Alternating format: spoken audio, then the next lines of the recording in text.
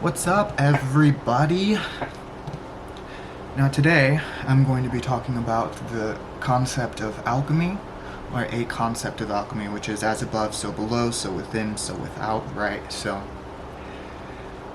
basically, when people try to conceptualize the known and unknown universe, trying to understand it and integrate it, typically what happens is people get very confused. They're looking to God for answers. They're looking for anything that can even explain, relatively speaking, what it is that they're looking for, which is answers about the universe, right? So there's a few things we should probably talk about. So as within, so without, it implies that things that are without us are also within us, right? Well, I did that backwards, didn't I? As above, so below. So things that are above us are also down on Earth. So what that means is the universe and how it looks and how it's working and how it's functioning is very conducive to what is happening down here on to us on a cellular level, right? And then as within, so without. Right? Human beings create things, right? We have these ideas that come to our mind and we create things that are within us and we put them out into the world, right? Or this could even go to, it's not restricted to just this ideology. It can also be in terms of emotions, right? Not just emotions, but things on an ethereal, mental level. So what does that mean? It means intrinsically human beings are a part of something bigger, whether we know it or not. We are within the universe. And right now, most people are without that idea. Right?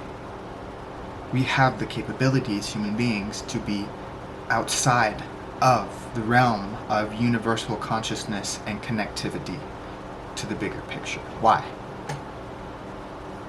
When people look for answers, they're usually stuck in a room full of mirrors. And it's no matter,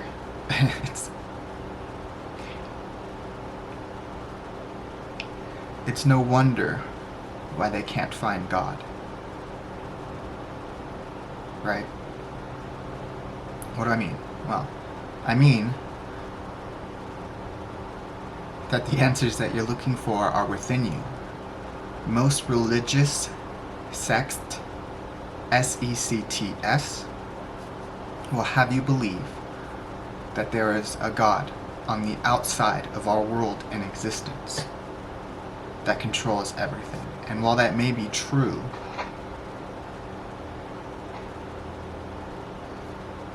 anything without is also within.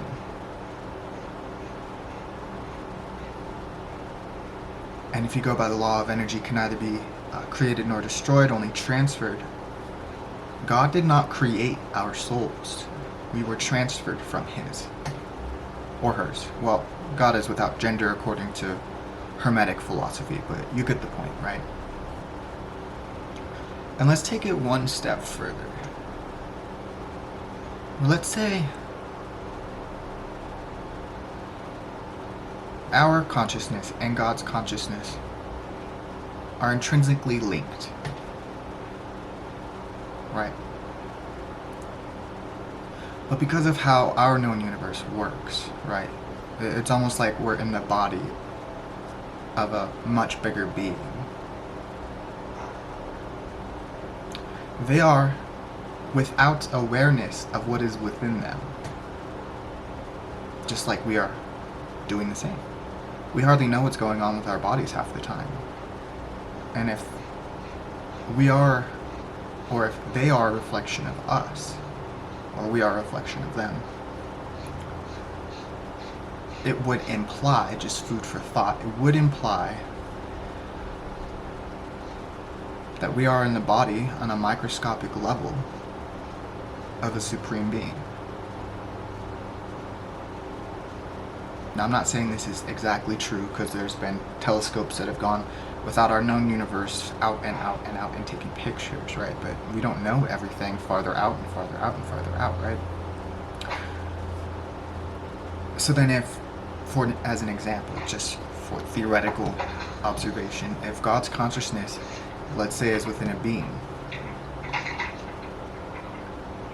that has no idea, the likelihood that there are conscious beings inside of his cells, which there are billions of them, right?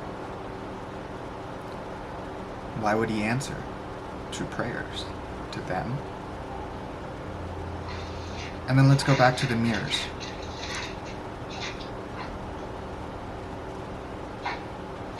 What do you see when you look down a row of mirrors? Parallels, right? And I'm not saying this is wrong. This is merely just a diary entry. I've been thinking a lot about stuff today, and some of it makes sense, some of it doesn't, but I just like to incite ideas in people's minds and get them thinking. So if we look in a mirror and there's parallel versions of ourselves with mirrors on either side of us, and it just keeps going down, down, down. What if the microcosm is a reflection of us, or we are a reflection of the microcosm, and they're in a world in which they're running around, right? That looks like this, looks like Earth, they have a sun, everything, right? But then, what if they're part of it? What if they are a microscopic organism living in the body of a different being? Right? Just like how humans can create computer programs using the design and coding of an actual atom and create a world similar to ours. And that programming can do the same, and that programming can do the same, right?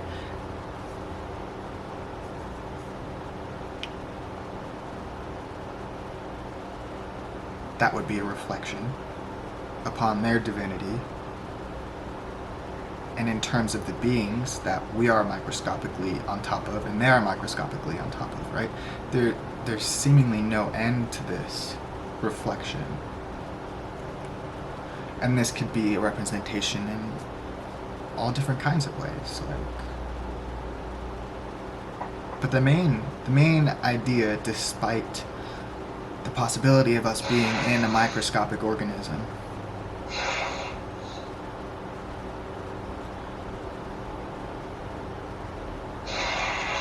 sorry, she's still sick, is that we have an interconnectedness on a fundamental scientific, philosophical, and spiritual level to everything as a whole. And we don't even have to be aware of that fact for it to be working inside of us. Even science is getting more and more comfortable with the idea of parallel universes, the multiverse, right? They're even showing it to us in movies, and that's typically what they do before they come out with big new emerging ideas.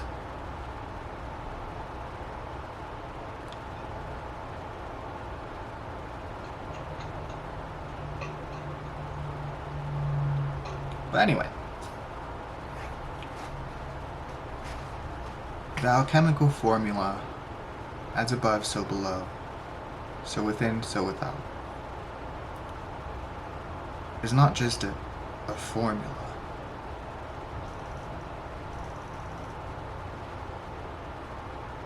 I believe it represents eternity, letter 8. And the life cycle of not just humanity, but most beings, sentient or not, we're all part of something bigger. No matter how small the ant is, or human, we play an integral part in the macrocosm. To the ant, we're the macrocosm. To us, the universe is a macrocosm. There's so many ideas nowadays circulating about science and what this could mean and what that could mean, but science is cold. Sometimes it lacks heart, not the people pushing the research. They obviously have desire and fire. That's not what I'm talking about. Sometimes I feel like science lacks heart. And our ancestors knew that, and their ancestors knew that.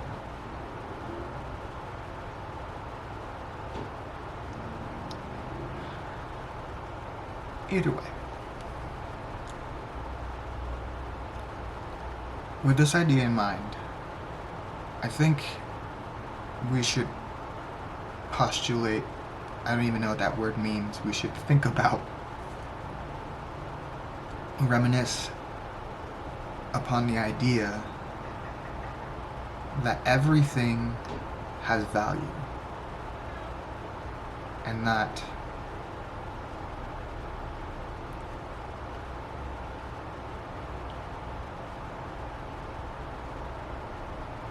we as a species should be more connected. I gotta go. Bye!